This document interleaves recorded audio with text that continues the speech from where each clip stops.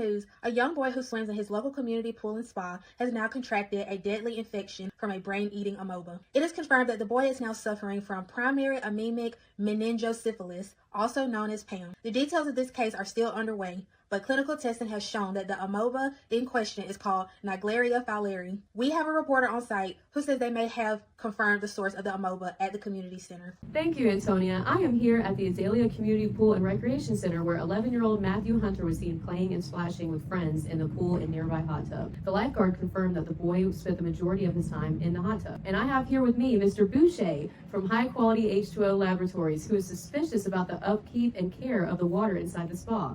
He will be testing the water for adequate levels of chemicals that keep the water safe from contamination, and in a few short moments, we will find out what those results are. Back to you, Antonia. Thank you, Victoria. Naegleria fowleri is an opportunist protozoan known as a free-living amoeba that lives in water and soil, especially in warmer regions. This amoeba causes the devastating infection and is usually contracted from watery environments, and it usually enters the body through the nose, and you will see it usually during recreational activities such as swimming or diving. There is more risk of infection by Naegleria fowleri with poorly chlorinated pools, hot tubs, and tap water, although it can be found in lakes, rivers, ponds, hot springs, and sediment at the bottom of big bodies of water. Historically, in the United States, cases were mostly reported from southern tier states. Australian pathologist Malcolm Fowler was the first to describe the disease in 1965. He and another pathologist discovered the amoeba after 4 fatal infections in Adelaide, Australia, between the years 1961 and 1965. Now that we know the background of this pathogenic amoeba,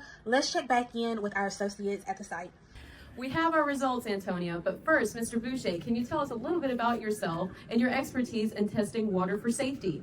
Yes, you see, I used to be a foosball player, but after I retired, I knew I wanted to get back to my roots. Just like Mama said, a water boy. Now, I test high-quality H2O to make sure all the peoples and children's play safe and drink safely too. I use these little things called test strips to see how much chlorine is in our H2O and if the pH is just right. If I find that there is not enough chlorine in the water, I will collect a water sample and take it back to my lab, where I can use the serology and molecular methods to confirm the growth of the brain-eating amoeba and many other things too. You sound very passionate for water safety, Mr. Boucher. Now I think it is time to reveal the test results to our audience. What can you tell us about your test? Yes, ma'am. Well, what I can tell you is that this here hot tub does not have enough chlorine to kill off any of the bacteria or amoebas. I am very suspicious of this H2O, and I believe it is to be the source of the infallibility. I will take this to my lab and confirm. Mama said I gotta call you later. Oh, well, it seems we will find out more later on from our water expert. Next, we hear from Dr. Einstein, a world-renowned pathologist who can give us the details on the effects of this disease. Until then, Antonia, do we know what the amoeba looks like? Indeed, we do, Victoria. The CDC tells us that Naegleria fowleri is a constantly changing organism. Interestingly, the amoeba has 3 different life stages: cysts, trapezoids, and flagellated forms. The trapezoids can turn into a temporary non-feeding flagellated form, which will usually revert back to a trapezoid stage. This typically ranges from 10 to 25 micrometers and have granular cytoplasms. In addition to being a gram-negative species, it can also appear in many different colors depending on the stage of infection and how it is being examined. Let's find out more about this in our upcoming interview with our medical expert. That's good to know, Antonia. Next to me is Dr. Einstein, who is going to be telling us more about how primary amoebic meningoencephalitis manifests in a patient and how it can be treated. Dr. Einstein, can you begin by telling our audience what symptoms to look for? Yeah. Symptoms usually appear within 1 to 8 days after exposure, starting with severe headaches, fever, nausea, and worsening symptoms such as vomiting, stiff neck, confusion, hallucinations, seizures, anorexia, and coma. How is this fatal disease contracted? In the trapezoid stage, the parasite can infect humans or animals by penetrating the nasal mucosa, usually during swimming or sinus irrigation, and migrating to the brain via the olfactory nerves, causing primary amoebic meningoencephalitis. Structures of the surface of the amoeba enable the organism to ingest bacteria, fungi, and human tissue. The pathogenicity relies on many processes, such as the release of cytolytic molecules that play a role in the host cell and nerve destruction. The combination of the pathogenicity and the intense immune response essentially results in the brain matter literally being eaten away. And how would you diagnose a patient who is suspected to have been infected with PAM? Infallible trapezoids are found in the cerebral spinal fluid. CSF analysis has shown various abnormalities in color, ranging from gray in the early stages of infection to red in the late stages of the disease due to a significant increase in red blood cells. We would perform this test with a lumbar puncture. Wet mount microscopy in stains such as trichome stain is also useful for visually seeing the presence of trophozoites in the CSF. We may also use MRI, which often displays abnormalities in the brain. PSR is also available at some research facilities. Flow cytometry has also been used many times for the diagnosis of the inflammatory infection. That sounds promising. Does that mean treatment and prognosis are successful?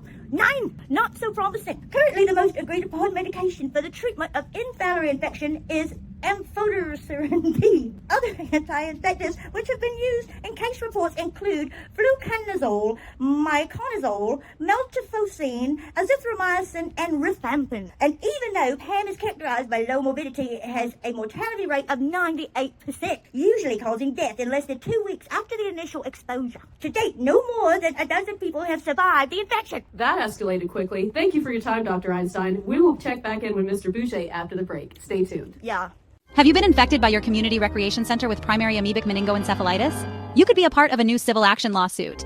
PAM is most likely to occur during the summer months of July, August, and September, when water temperatures are higher and water levels are lower. PAM most often happens in young, healthy people who have been swimming, jumping, or diving in warm, fresh water.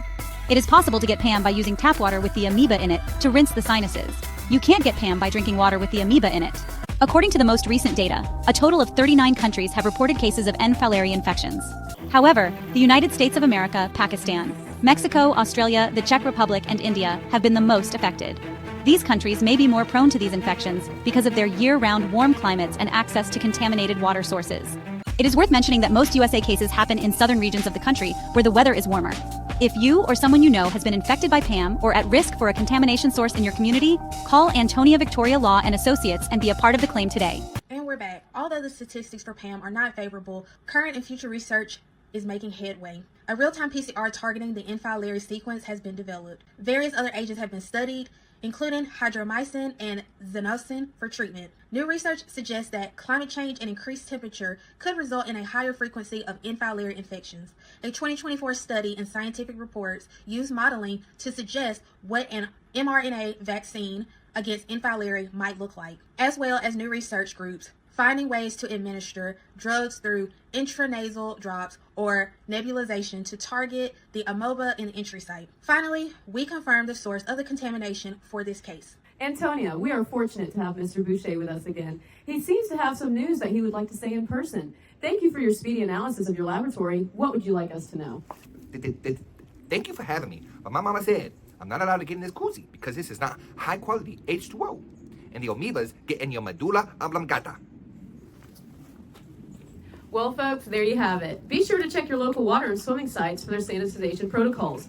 I know I will be taking extra precautions with my hot tub at home and making sure my children are safely swimming in maintained community pools and parks. Thanks for watching. Stay classy, San Diego.